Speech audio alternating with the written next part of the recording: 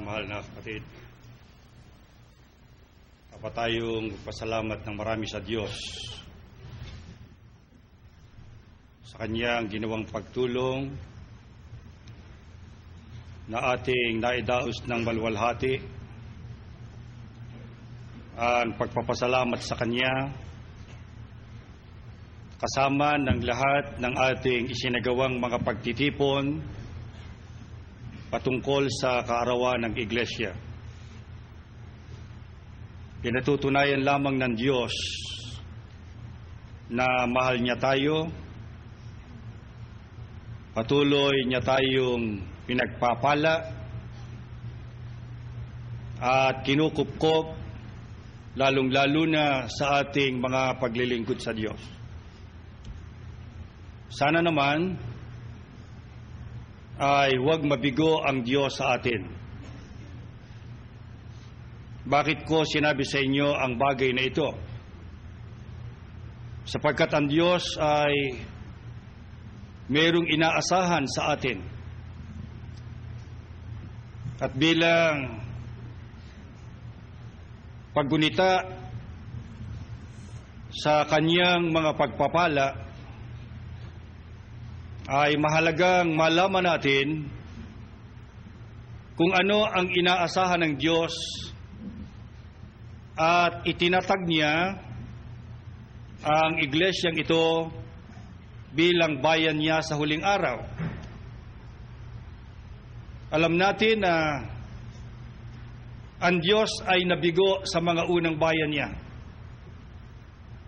Hindi sila nakatugon sa Kanyang inaasahan, kaya sila ay pinalitan ng Diyos.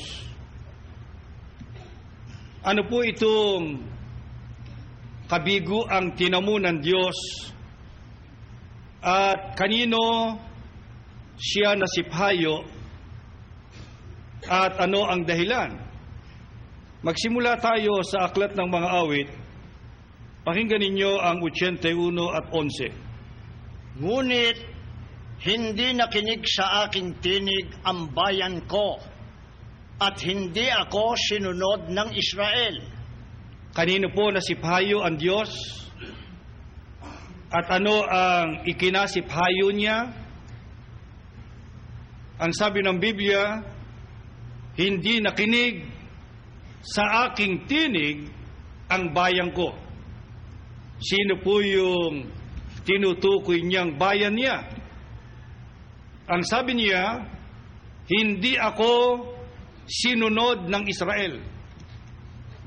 Mapapansin nyo, napakahalaga sa Diyos na siya ay sundin. Napakahalaga sa Diyos na pakinggan ng bayan niya ang kanyang tinig.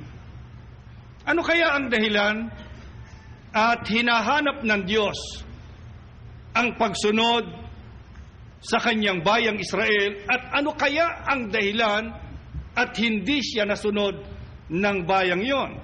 Pakinggan nyo sa 23 muna hanggang 24 dito sa Kapitulo 7 ng Jeremias. Subalit, inutusan ko silang sumunod sa akin upang sila'y maging aking bayan, at ako naman ang Diyos nila. Sinabi kong mamuhay sila ayon sa ipinag-uutos ko, at sila'y mapapanuto. Ngunit hindi sila tumalima. Ayaw nilang makinig sa akin. Bakit kaya?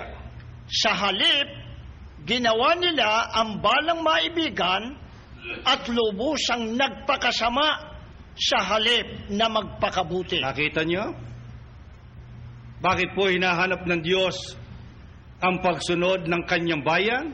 Hindi para sa Diyos.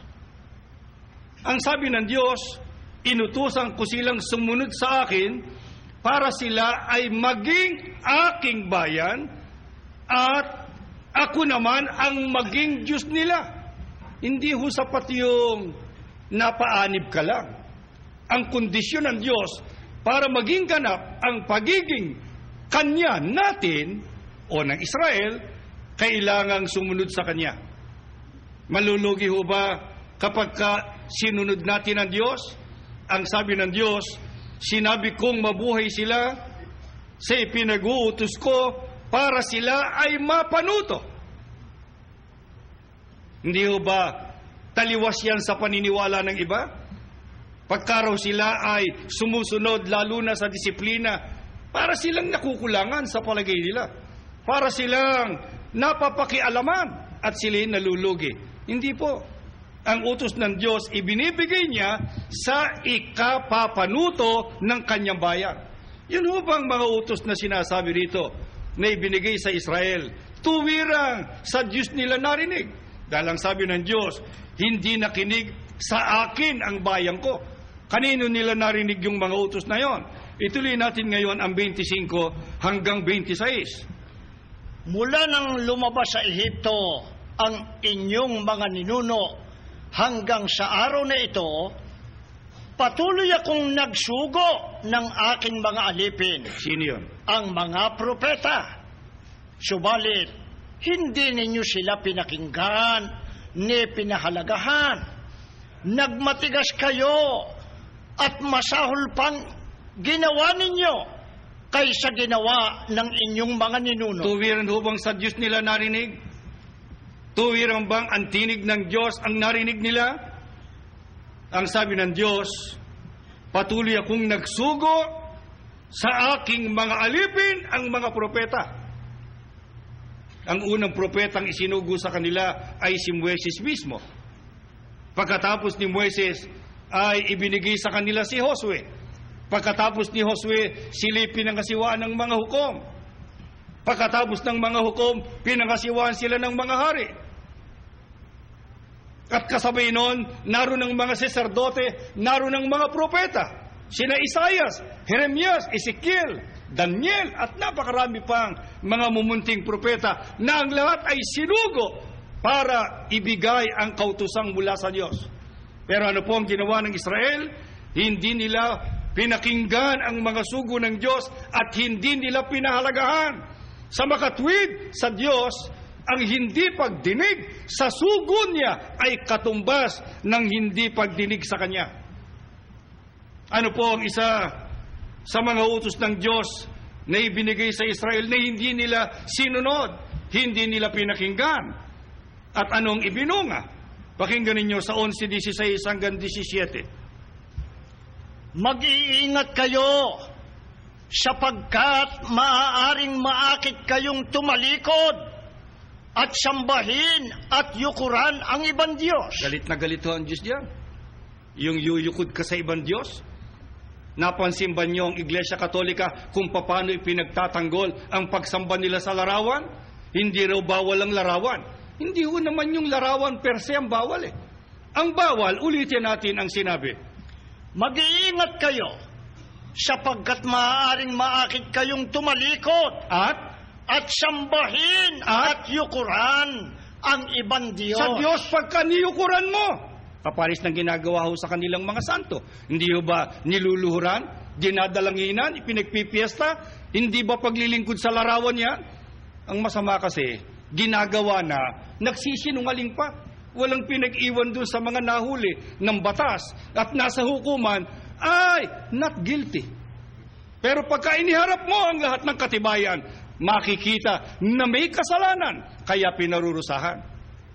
Ang Israel ho, ano utos ng Diyos sa kanila? Mag-iingat kayo, huwag kayong tatalikod. Paano ho ang pagtalikod? Sambahin at yukuran ang ibang Diyos. Gaano ho kasama sa Diyos yan? 17. Mag-aalab ang galit ng Panginoon laban sa iyo. Sasarhan niyang kalangitan at di na pauulanin.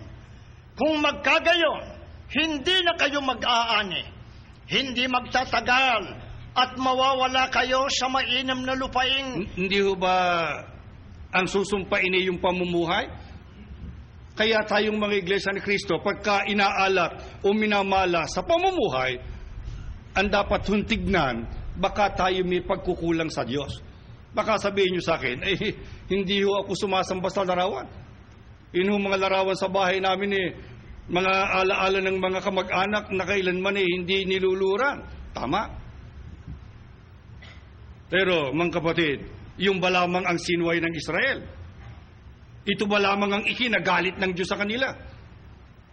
Pakinggan ninyo sa Ezra 9:1-2. Pagkalipas ng mga araw, lumapit sa akin ang ilang pinunot kanilang sinabi, hindi rin makita ang kaibahan ng mga Israelita at Levita sa mga mamamayan ng lupaing ito. Gusto ng Diyos na madistingge yung bayan niya kaysa rin sa mga taga-sanglibutan, na ang katumbas noon ay yung mga lupain o mga bayang nakapaligid sa kanila. Ang katumbas sa atin ay sanglibutan. Sabi ng Diyos, bakit pareho rin? Naglalasing yung sanlibutan, naglalasing din si ganito. Gumagawa ng sari-saring bisyo ang sanglibutan, ganun din ang ginagawa ng kanyang bayan. Ano ho ang tawag ng Diyos doon sa mga gawang yon? Pagka ginagawa yung gawa ng mga hindi bayan niya. Ituloy mo. Ginagawa rin nila ang mga kasuklam-suklam na gawain ng mga Kananeo, Heteo, Pereseo, Hebuseo, Amonita, Moabita, Ehipsyo at Amoneo. Yun ang sanlibutan sa kanila. Ano tawag ng Diyos sa mga gawa nun? Kasuklam-suklam. Ano ho isa? Sa mga kasuklam-suklam na gawa na ginawa ng Israel na ikinagalit ng Diyos. 2. Nag-asawa sila ng mga taga rito. Ganoon din ang kanilang mga anak. Kaya nahaluan ng ibang lahi ang lahing ito na itinangin ng Diyos para sa kanya. At ang pasimuno sa kataksilang ito ay ang mga pinuno at mga tagapamahala ng bayan. Ano po ang isa sa mga kasuklam-suklam na ikinagalit ng Diyos sa Israel? Yung kanilang pag-aasawa sa hindi nila kalahi. Kumbaga sa atin, ang pag-aasawa sa hindi kapanampalataya. Napakabigat na kasalanan ho sa Diyos niya. Yung mga iglesia ni Kristo, lalo na yung mga kabataang nakikinig sa akin na may katipang taga-sanglibutan, yan po ay kasuklam-suklam sa Diyos. Ano tawag ng Diyos sa gawang yan? Kataksilan. Sapagkat hinahaluan ang banal na lahi. Hindi ho tayo ang nagbawal niyan, mga kapatid. Ang ikinagalit ng Diyos sa Israel, ang pasimuno, yung pang mga pinuno. Salamat sa Diyos sa iglesia, yung ating mga may tungkulin, napakaingat sa bahaging yan. Ipinatutupad nila ang utos na yan. At sila mismo, ang kanilang mga anak, pinangangasiwa nila na huwag mag-aasawa sa taga-sanglibutan. Bakit? Ano ho ba ang utos ng Diyos sa kanila? Meron ho bang utos ng Diyos kaya ang pag-aasawa sa taga-sanglibutan ay kasalanan? Sa 12. Kaya, huwag ninyong ipahihintulot na mapangasawa ng inyong mga anak ang kanilang mga anak. Ano-ano bawal? Huwag kayong makikipagkasundo. O makikipagtipan. Yung pa lang bawal na. Nakikipag-engage. Ano pa ho ang bawal? Ni makikisama sa kanila. Yung iba, hindi nga nagpapakasal, nagli-live-in naman. Nagsasama ng hindi kasal. Bawal din ho ng Diyos yun. Basta taga-sanglibutan. Lalo na sa mga kapatid, hindi dapat na gawin niyang mga bagay na yan. Tuloy natin. Sa gayon, pakikinabangan ninyo ang lupain at mananatili roon ang lahi ninyo magpakailanman. Kita nyo na? Yun po ang kanilang ikapananatili. Pagka sila ay sumunod, hindi sila sumamba sa Diyos-Diyusan at hindi nagsipag-asawa, hindi nakipagtipan, hindi nakipagkasundo sa taga-sanglibutan at hindi nakisama sa kanila. Mga kapatid, ano po ang sama ng hindi pagsunod? Ano ibinunga sa Israel nang makita ng Diyos na malalang-malala na ang kanilang kasalanan? Talagang ayaw nilang makinig. Ano ginawa ng Diyos sa Israel? Pakinggan nyo sa Jeremias 6:19 at 30. Inyong pakinggan, o lupa, narito, ako'y magdadala ng kasamaan sa bayang ito, na bunga ng kanilang mga pag-iisip, sapagkat sila'y hindi nangakinig sa aking mga salita, at tungkol sa aking kautusan, ay kanilang itinakwil. Ano ginawa ng Diyos? Tatawagin silang pilak na itinakwil, sapagkat itinakwil sila ng Panginoon. Ano po ginawa ng Diyos ng ang bayan niya? Talamak na sa hindi pagsunod. Itinuring niyang parang pilak na itinakwil. Itinakwil niya ang kanyang bayang Israel. Kaya pinalitan ng Diyos. Ano ay pinalit? Iglesia. Aling iglesia? Yung itinatag ng ating Panginoong Jesucristo. Kailan? Noong unang siglo. Saan nagsimula? Doon sa Jerusalem. Pero ano po ang nakatulad ng Israel sa hindi pagsunod sa Diyos na siyang ikinasira nitong ipinalit na ito? Sa 2 Pedro 2:1. Noong una, lumitaw sa Israel ang mga bulaang propeta. Sa inyo naman, Sa iglesia. Sa unang iglesia, sa inyo naman, may lilitaw na mga bulaang guro. Gagamitan nila ng katusuhan ang pagtuturo ng mga aral na makasisira sa inyong pananampalataya. masisira ang pananampalataya ng unang iglesia. Ano po dahilan? Sabi ng Diyos, pareho rin ng Israel Ang Israel ay binanguna ng mga bulaang propeta. Ang sabi ng Diyos sa unang iglesia, diyan sa loob ninyo, may lilitaw ding mga bulaang guro. At ano ang gagawin? Gagamit ng mga katusuhan, magtuturo ng mga aral. Tandaan nyo, mga aral na sisira sa inyong pananampalataya. Kailan po nangyari yan? Sa panahon ba ni Kristo nangyari yan? Sa panahon ba ng mga apostol nangyari yan? Pakinggan nyo sa 29 hanggang 30 ng 20 ng Gawa. Alam kong pagkaalis ko'y Ibig sabihin pagkamatay, pag wala na mga apostol. magsisipasok ang mababangis na asong gubat at walang patawad na sisilayan ng kawan. Mula na rin sa inyo'y lilitaw ang mga taong magsasalita ng kasinungalingan upang mapasunod ang mga alagad at sa gayo'y mailigaw sila. Kaya hindi natin magigisnan ang iglesia ni Kristo. Pagkamatay ng mga apostol pala, lilitaw ang mga magsasalita ng mga kasinungalingan, ibig sabihin di aral ng Diyos, para doon sumunod ang mga alagad, isipin nyo. At sa gayon ay mailigaw o maitalikod sila. Natupad ho ba yan? Sabi ng Iglesia Katolika, walang pagtalikod. Mali ang wika Iglesia ni Kristo. Ang unang iglesia ang wika, hindi natalikod. Eto kami. Kami ang wika, ang karugtong ng mga apostol. Huling-huli. Bakit?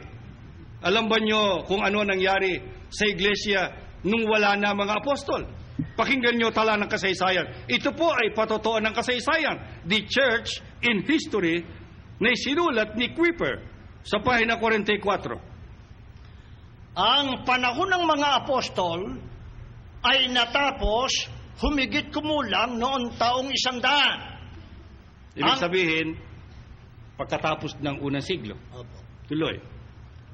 Ang mga apostol ay sinundan ng mga apostolic fathers. Yan ho ang tinatawag ng Iglesia Katolikang mga ama ng Iglesia. Tignan ninyo ginawa niyang mga amang yan. Mula sa kanilang mga sulat, ay makikita natin Alin? na ang mga palatandaan ng pagkasira ay bumabalisa sa iglesia. Kita nyo? Tuloy.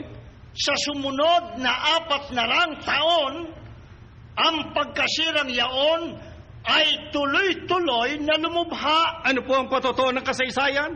Natupad ba ang hula ng mga apostol? Pag wala na sila, may sisira sa kanilang pananampalataya, magtuturo ng kasinungalingan at ihihiwalay ang mga alagad? Opo. Bakit? Ano nangyari? Pagkatapos ang wika ng panahon ng mga apostol, na ang pinakamatagal lang naman hanggang sa taong 100, ang mga apostol sinundan ng mga apostolic fathers, na itong mga ito nagturo, sumulat. Pero makikita ang wika natin sa kanilang mga sulat ang palatandaan ng pagkasira na bumabalisa sa iglesia. Nabuo ba yung pagkasirang yon? Sa sumunod ang wikang 400 taon, ang pagkasirang yon tuloy-tuloy at lumubha pa.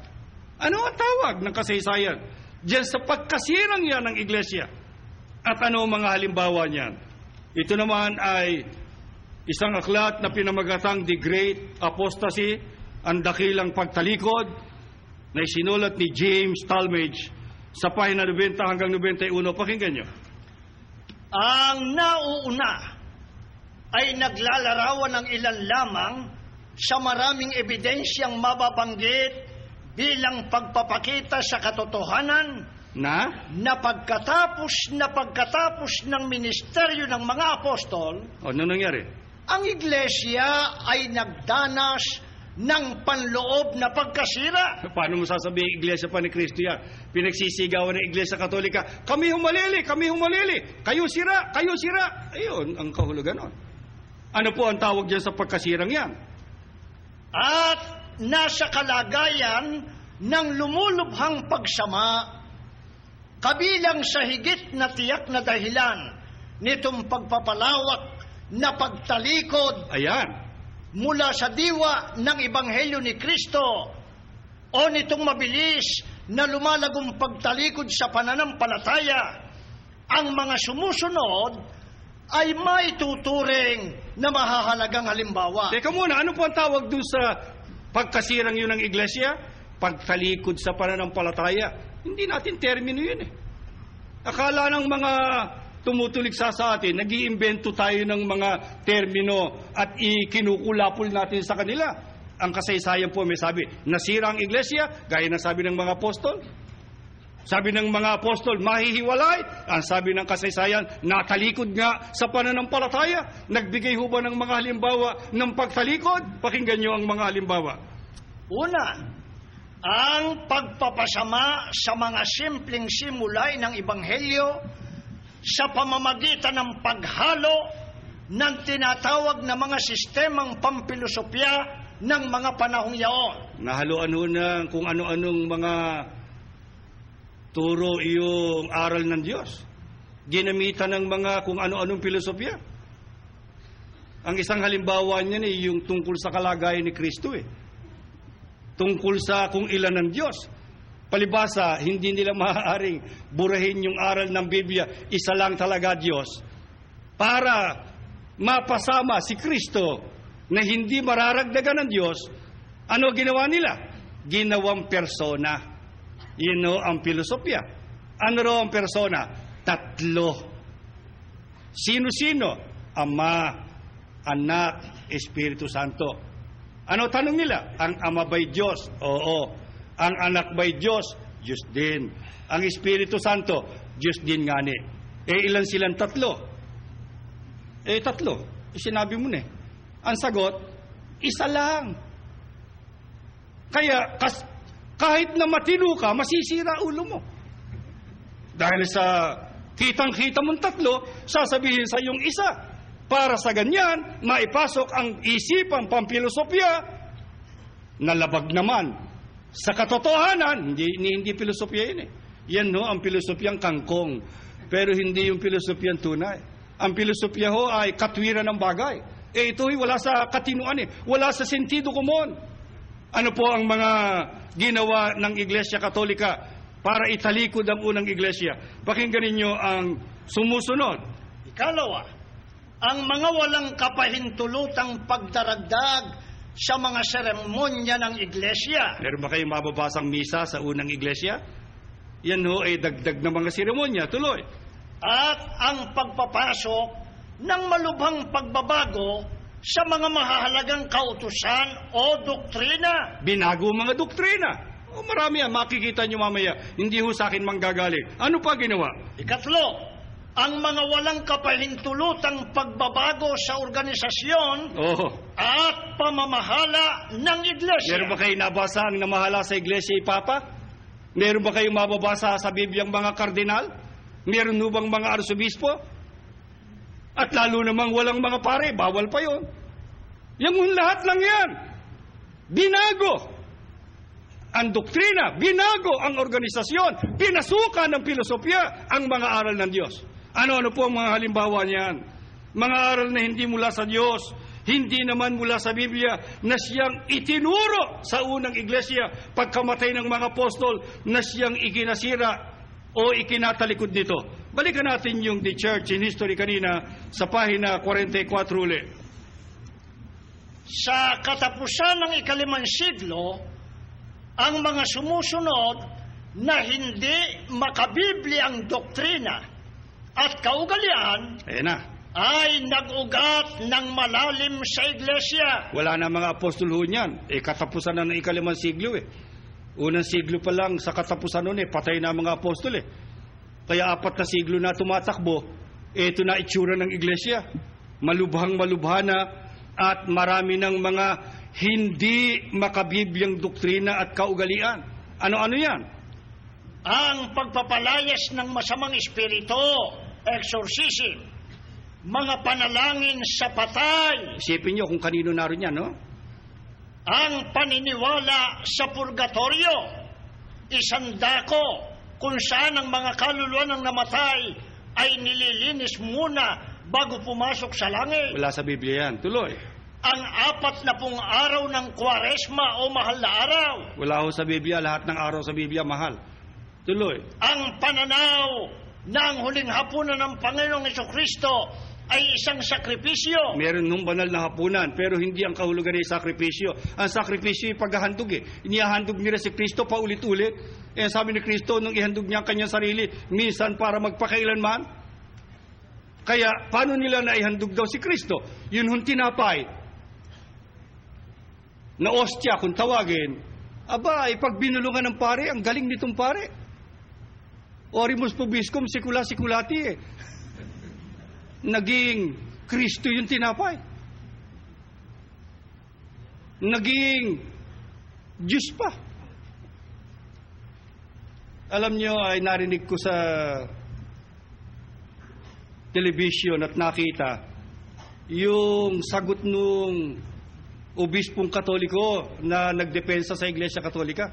Binasa ho yung talata sa Biblia para ipakita na talagang nagiging Kristo yung ostya. Yung sinabi ni Kristong, ang sino mang kumakain ng aking laman at umiinom ng aking dugo, sa kanila literal yon. Kung literal yon, mga kapatid, wala ho tayong aabutang Kristo. Wala hong Kristong makakarating sa krus. Bakit? Kung literal yon, ako kaharap doon. Sabi ni Kristo, kanin mo aking laman, ngangab-ngabin ko siya. Dadami ho ang mga vampira, sisip-sipin ang dugo ni Kristo. Pero hindi ginawa ng mga apostol yun. Pero sila kaharap, kanin ninyo ang aking laman. Ano ginawa ng mga apostol? Kinagat ba si Kristo? Hindi. Pero itong mga cannibal na ito, ginawa hong literal. Mali ho yun. Yun ho ipagtutulad. Kamukha ng sinabi ni Kristo, akong puno ng ubas. Yun ho ipaglalarawan. Alin po ang lumalarawan? Yun ngang tinapay. Ano ho yun? Hindi ho sakripisyo, kundi pag-aalaala. Memorial at hindi ho sakripisyo. Ano pa ang ginawa ng Iglesia Katolika? Tuloy natin. Ang pagkakaroon ng malinaw na pagkakahati ng mga kaanib sa Iglesia sa panig ng mga klero, pare o mga opisyal ng Iglesia at sa karaniwang kaanib, ang pagsamba sa mga martir at santo, at sa ibabaw ng lahat, ang pagsamba kay Maria, ang pagsusunog ng mga kandila para sa kanilang kapurihan, ang pagsamba sa mga relikya o mga labi ng mga martir at santo. Tandaan nyo, ang sinasabi ko rin yung mga hindi makabibyang aral. Ngayon, kanino natin nakita lahat yan? Sa Iglesia Katolika. Saan ho nakuha ng Iglesia Katolika yan? Wala pala sa Biblia. Hindi ho naman ito paninira. Hindi naman tayo galit sa mga kaanib nilang Katoliko. Naaawa tayo sa mga nadayang mga tao. Pero saan po nakuha ng Iglesia Katolika itong mga aral na ito? Tuloy muli sa C ng 44. Ang lahat ng mga relihiyong pagano ay meron ng kanilang mga sakripisyo, ng kanilang mga pare, at ng kanilang mga altar. Di nagtagal, at ang Iglesia Katolika ay nagkaroon ng kanyang mga sakripisyo, ng kanyang mga pare, at ng kanyang mga altar. Ang mga pagano ay merong di mabilang na mga Diyos. At ang kanilang mga larawan ay makikita sa bawat dako. Di nagtagal, ang mga martir at mga santo ang pumalit sa mga sinaunang Diyos ng mga pagano, at ang kanilang mga larawan pati ng kay Kristo at ni Maria, ay lumitaw sa mga simbahan. Tuloy. Ang kalaganapang pagano ay puno ng mga pamahiin. Di nagtagalat ang pamahiing iyan ay nalipat sa mga bahagi ng krus at sa mga reliki ng mga santo at martir, tulad ng mga buto at buhok at mga piraso ng mga kasuutan. Mga relikya. Tuloy. Tinawag ni Emperador Juliano ang mga Kristiyano Katoliko na mga mananamba ng buto. Ng ano? Mananamba ng buto. Yung mga labi ng mga bangkay eh. Alam nyo, sa Iglesia Katolika ho, bawat simbahan, ito, itanong nyo sa kanila ho, kung hindi totoo sinasabi ko. Hindi ho maaaring konsagrahin ng isang simbahan kung wala kayong maipoproduce o maililitaw o maipakikita na isang relikya. Kaya yung pobreng mga gumagawa ng simbahan ng Iglesia Katolika, hirap na hirap sa paghanap ng relikya. Kung ano man yung mahahalagang labi ng mga di umano yung mga martir ng araw, ay walang makita. Kaya kahit pulgas ng kanilang tuta, iyon, inilagay, yan ang wika relikya. Pinulgas yung santo, ito natira. Meron pa ho silang relikya, mahalay lang sabihin dito eh. Sa ibang pagkakataon, no, sasabihin namin sa inyo, ano pa ang mga ginawa? Sa maraming lupain sa kalipunan ng mga pagano, ay merong mga monghe. Di naglaon, ang maraming mga Kristiyano Katoliko ay naging mga monghe at mga madre. Kopya lahat ho sa pagano. Narinig nyo ho? Ayokong magkomentaryo na riyan. Ang linaw-linaw ang sulat ng kasaysayan. Saan nakuha ng Iglesia Katolika ang kanilang mga doktrinang wala sa Biblia? Kinopya lahat sa pagano. Dahil noon, ang pagano ang mahigpit na kalaban ng Iglesia Katolika. Para makuha ang simpatya ng mga pagano. Ano itinanong sa mga pagano? Ano ba reklamo nyo? Ba't wala kayong pagdiriwang kung Disyembre 25? Ayun ba gusto nyo? Bueno, kanini yung inyong Disyembre 25? Patungkol sa araw? I-adapt namin yung petsa. Gagawin na lang namin patungkol kay Kristo. Ano pa reklamo? Ang reklamo, bakit wala kayong mga imahe? Masama yan. Hindi kami papayag na wala kaming nakikita mga larawan. Bueno, papalitan lang natin. Yung larawan nyo, larawan nila Jupiter, larawan nila Venus, nila Minerva, nila Apollo, kung sino-sino. Kami naman, larawan ng mga santo, larawan ng mga apostol, larawan ni Kristo, kahit na hindi nakita si Kristo. Iginawa para lamang makuha ang simpatya ng mga pagano at sa ganyan isama sa doktrina ng Iglesia. Kaya natalikod, nasira ang pananampalataya ng mga alagad. Kaya ang Iglesia Katolika, hindi ho Iglesia Kristiyana, kundi Iglesia Pagana. Hindi ho paninira, yan ang katotohanan. Sasagot ang mga kaibigan natin protestante. Kaya nga kami umalis sa Iglesia Katolika. At kami ngayon, ang tunay na iglesia na kay Kristo. Siguro, kung mapatutunayan ninyo na kayong nagtuturo ng mga aral ng Diyos. Pero itanong natin sa mga kaibigang protestante, sa kanilang aklat nila, Evangelical and Roman Catholic Beliefs, compared by Albert Sanders. Itanong natin, yun hubang mga masasamang doktrina ng Iglesia Katolika, wala na sa Iglesia ng mga Protestante. Pakinggan niyo ang sabi ni Albert Sanders, isang pastor protestante. Pahina 16. Maraming doktrinang salungat sa nahayag na katotohanan ng Diyos na sa pagdaraan ng mga siglo ay dumaloy sa mga aral ng Iglesia Katolika at sa mga Iglesia Evangelika o Protestante. Aminado Hindi lang ang Iglesia Katolika ang dinaluyan ng mga aral na salungat sa mga katotohanan ng Diyos, kundi pati Iglesia ng mga Protestante na kung tawagin nila ay mga Ebangheliko. Mga kapatid, hindi ho yan ang bayan ng Diyos. Hindi itinakwil sila ng Diyos. Nasira ang kanilang pananampalataya. Sino ngayon ang bayan ng Diyos? Ang pananampalataya natin ay tayo. Anong dahilan? May hula, may kahalalan. Hinirang ang iglesyang ito. Ang nagsimula ay sugo ng Diyos. Ano po ang inaasahan ng Diyos sa iglesyang ito? Para huwag ding masira. Para huwag nang masira. Huwag nang matalikod. Pakinggan niyo sa Juan 10:16. At meron akong ibang mga tupa na hindi sa kulungang ito, sila'y kailangan din naman dalhin ko at kanilang diringgin ang aking tinig at sila'y magiging isang kawan. Ano po ang hula ni Kristo? Sa mga tupan niya, hindi yung nasa unang kulungan, kundi ito'y iba, sapagkat ito'y iba ang panahon, iba ang lugar na pagmumulan. Diringgin ang aking tinig para sila maging isang kawan. Ang kawan po ay ang Iglesia ni Kristo. Ano po ang itatatag ni Kristo sa huling araw? Iglesia ni Kristo. Pero ano ang paraan para sila matatag? Kailangan tinig ni Kristo ang dinggin nila. Ano po ang ibig sabihin nun? Kanino ho ba yung mga aral na naririnig sa ating Panginoong Jesucristo? Itanong natin kay Kristo mismo. 12:49. Sapagkat ako'y hindi nagsasalita na mula sa aking sarili, kundi ang Ama na sa akin ay nagsugo. Pakinggan po nyo.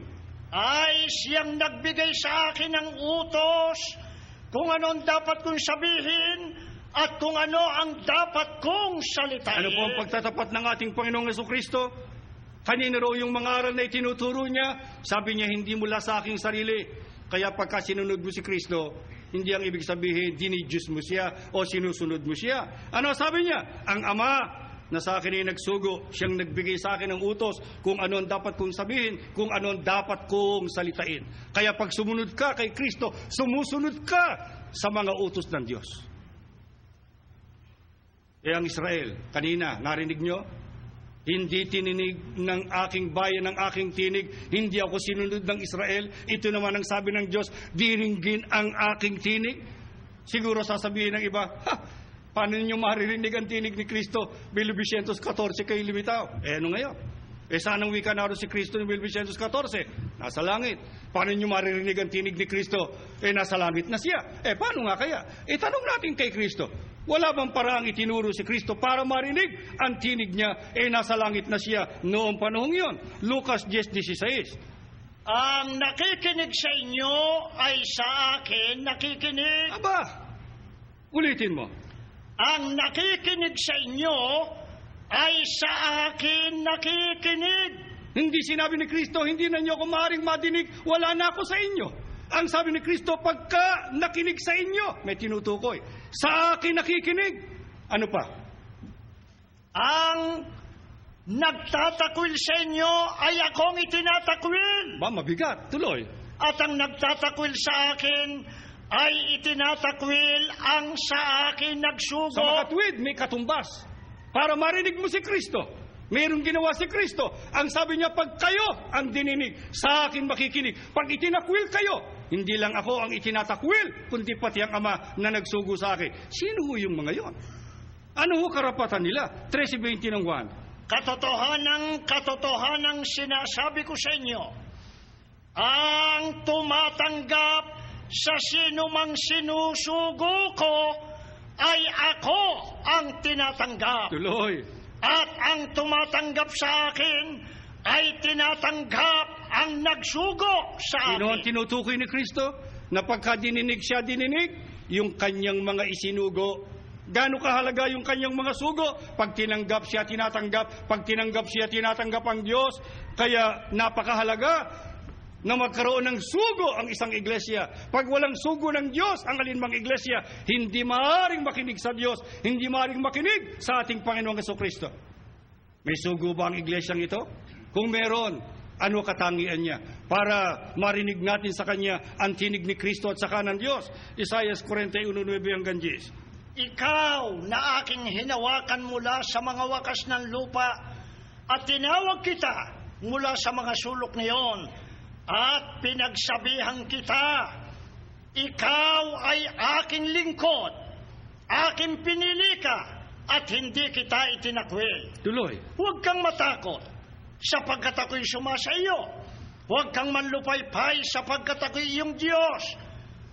Aking palalakasin ka, oo, aking tutulungan ka, oo, aking aalalayan ka, ng kanang kamay ng aking katwiran. Mahalaga ho yung huling salita Aalalayan kita ng kanang kamay ng aking katwiran. Alam ba niyo yung katwiran? Yun o, Ebanghelyo.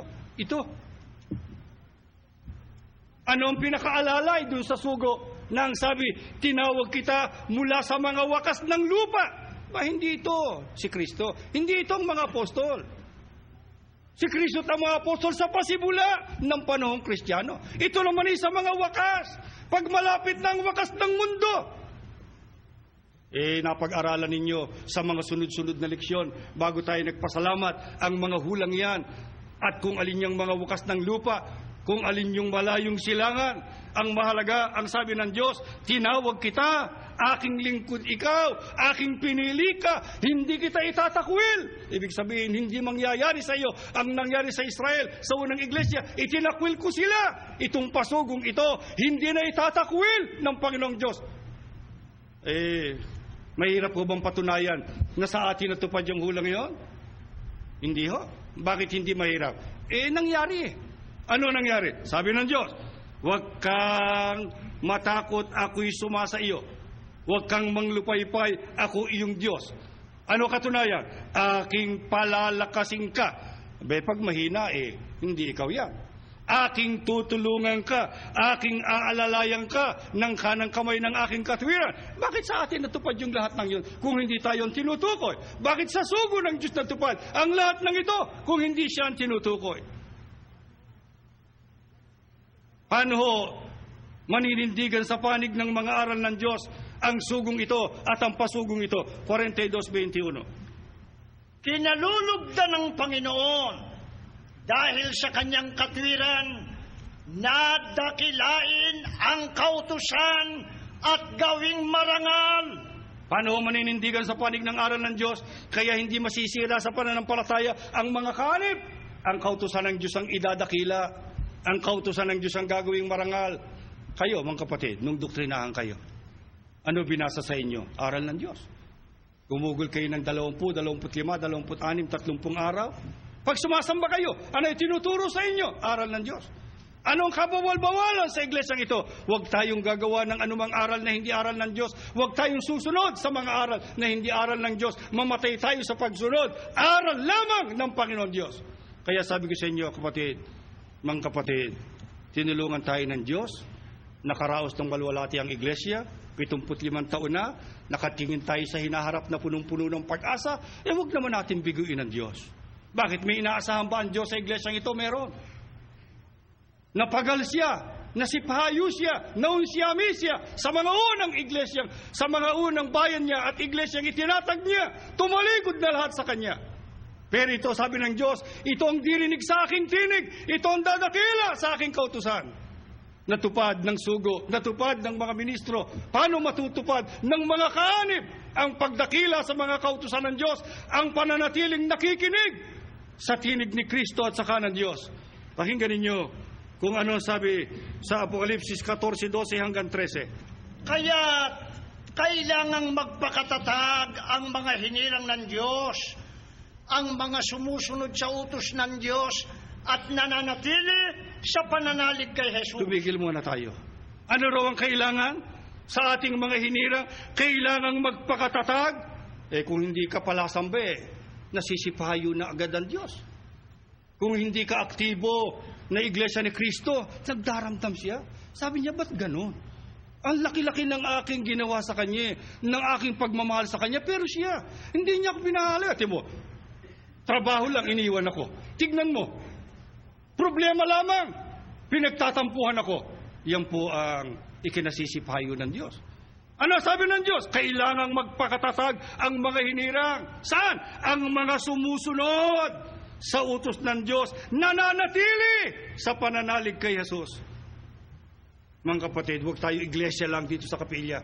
Iglesia tayo sa lahat ng panahon ng ating buhay. Sa pamilya, sa tahanan, sa trabaho, sa hanap buhay, sa paglalakbay, sa labas, sa sanglibutan. Iglesia tayo, matatag, na sumusunod sa mga aral ng Panginoon Diyos. Malulugi ba tayo kung tayo ay manindigan sa pagsunod? Ano naman ang paninindigan ni Kristo pagka tayo sumunod sa Kanya? 27 hanggang 28. Dinirinig ng aking mga tupa ang aking tinig, at sila'y aking nakikilala, at sila'y nagsisisunod sa akin. Ano gagawin ni Kristo? At Sila binibigyan ko ng walang hanggang buhay. Kita nyo? Tuloy. At kailan may hindi sila malilipol? Ang unang iglesia, nalipol. Nalipol ng maling aral, nalipol ng ganit na lobo, pinatay. Walang natira na mananampalataya. Tayo naman, ano sabi ni Kristo? Pagka kayo sumunod, bibigyan ko kayo ng walang hanggang buhay, hindi kayo malilipol. Hanggang kailan daw? Balikan mo yung 14-13. Hanggang kailan daw tayo dapat sumunod? Maaaring sabihin ng kapatid, pagod na po ako. Marami na ho akong tiniis. Pwede na ho ba akong mag-retire? Ako ho naman ay magpapahinga muna. Kapatid, hindi na ako makasunod. Ako ho naman ay marami ng puhunan. Hanggang kailan tayo inaasahan ng Diyos na sumunod? Sa 13. At narinig kong isang tinig mula sa langit na nagsasabi, isulat mo ito, mula ngayon, mapapalad ang naglilingkod sa Panginoon Hanggang kailan? hanggang kamatayan. Bakit? Tunay nga, sabi ng Espiritu, magpapahinga na sila sa kanilang pagpapagal. Hanggang kailan po inaasahan ng Diyos na tayo sumunod? Hanggang sa kamatayan. Lugi ba tayo? Mapapalad. Ano ang kapalaran? Pagpapahingahin ko kayo. Alam ng Diyos na pagod na sa maraming tiisin, sa maraming pasanin ang mga lingkod niya sa huling araw, sa mga kahirapan, sa mga pag-uusig. Pero sabi ng Diyos, baunin mo hanggang sa libingan. Pagpapahingahin kita sa bayang banal. Aalisin ko hirap, aalisin ko luha, aalisin ko gutom, aalisin ko ang lahat ng dalamhati, aalisin ko ang kamatayan. Yan po ang pangako ng Diyos kung magtapat tayo hanggang sa wakas ng ating buhay. Maaring ang karamihan sa inyo ay mahihirap lang. Maaring ang iba sa inyo inaapi, inuusig. Subalit, ano po ang napakalaking pag-asa ng mga lingkod ng Diyos sa kabila ng lahat ng mga tiisin, sa kabila ng lahat ng mga kaapihan, sa kabila ng lahat ng mga pag-uusig. Basahin natin sa awit 62:5 hanggang 7. Tanging sa Diyos lang ako umaasa. Ang aking pag-asa'y tanging nasa Kanya. Tanging siya lamang ang tagapagligtas, tagapagtanggol ko at aking kalasa. Sumampalataya kayo riyan, mga kapatid. Tuloy. Akin ang tagumpay sa lahat ng oras. Sige pa. Ang kaligtasan ko't aking karangalan ay buhat sa Diyos. Nasa Kanya lamang. Malakas ko siyang tagapagsanggalang, matibay na muog na aking kanlungan. Ano ang pag-asa ng mga inirang niyang Diyos sa iglesyang ito kailanman at sila nagpakatatag sa pagsunod? Meron silang tanging pag-asa, ang Diyos, na siyang tagapagligtas, tagapagtanggol, kalasag. Kaya pag nasa Diyos ka, nasa iyo na lahat, tagumpay ka sa lahat ng oras. Malakas mo siyang tagapagsanggalang, matibay na muog, at iyong magiging kanlungan. Mga kapatid, ito ang gusto kong iuwi ninyo sa umagang ito. Ang pag-asa na may Diyos tayo. Ang pag-asa na ang buhay, buhay ang ating Diyos. Ang pag-asa, malakas ang Diyos natin. Ang pag-asa, gumagawa siya sa iglesia at hindi siya kailanman nagpapahinga sa pagtulong at sa pagkasi sa atin. Sabihin niyo sa akin, ano problema ninyong hindi kaya ng Diyos?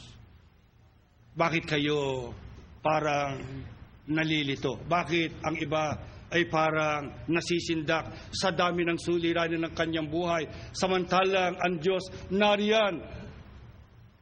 Siguro sasabihin niyo sa akin, kapatid, matagal na akong nananalangin, hindi niya ako sinasagot, naiinip na ako, nanghihina na ako. Ano po sinasabi ng Diyos sa mga ganito?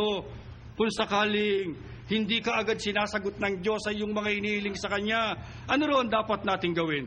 Sa 14:27. Mag-antay ka sa Panginoon. Ikaw ay magpakalakas at magdalantapang ang iyong puso. Narinig ba ninyo yun?